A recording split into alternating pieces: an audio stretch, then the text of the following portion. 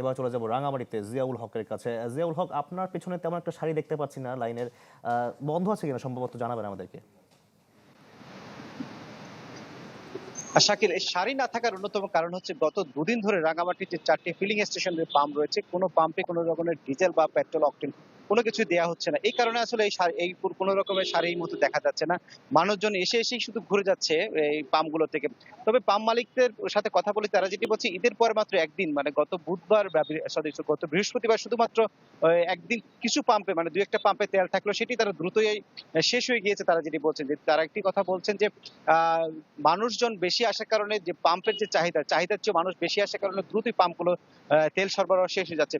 একটি তথ্য জানিয়ে রাখতে চাই আপনাকে দর্শকদের উদ্দেশ্যে, যেটি হচ্ছে রাঙামাটিতে এই শহরের 4টি ফিলিং স্টেশন ছাড়া রাঙামাটিতে 10টি উপজেলাতে কোনো ফিলিং স্টেশন নাই। সেখানে খুচরা দোকানে আসলে তেল বিক্রি করা হয়।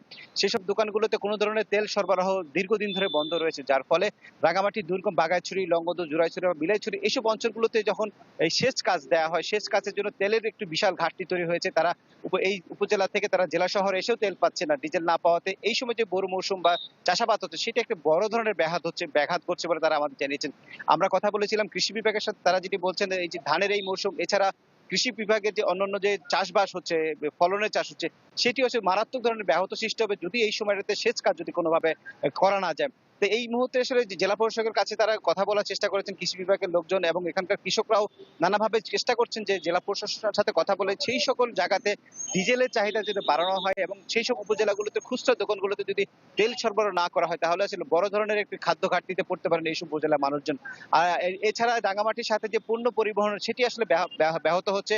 রাঙামাটির এই সময়টাতে আনারস সহ অন্যান্য ফসল, তরমুজ রাঙামাটি থেকে বিভিন্ন জেলা শহরে নিয়ে যাওয়া হচ্ছিল, সেটি আসলে এক ধরনের ব্যাহত হচ্ছে শুধুমাত্র জ্বালানি তেল সরবরাহের কারণে।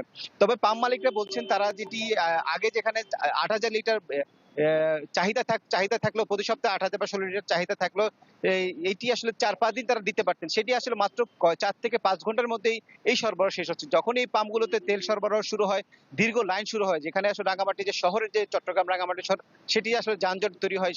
শেষ মুহূর্তে আমরা দেখেছি পুলিশের সাথে সাথে স্থানীয় সেনাবাহিনী আসলে পাম্পগুলোর নিরাপত্তা দেওয়ার সহ শৃঙ্খলা বজায় রাখতে তারা কাজ করছেন।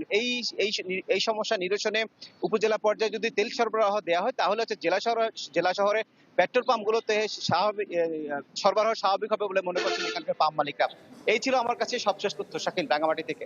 জিয়াউল হক, আপনাকে ধন্যবাদ। নগদ নিয়ে এলো হার না মানা হার অফার। সর্বনিম্ন 10,000 টাকা রেমিটেন্স নগদে পাঠালে থাকছে স্বর্ণের হার জেতার সুযোগ।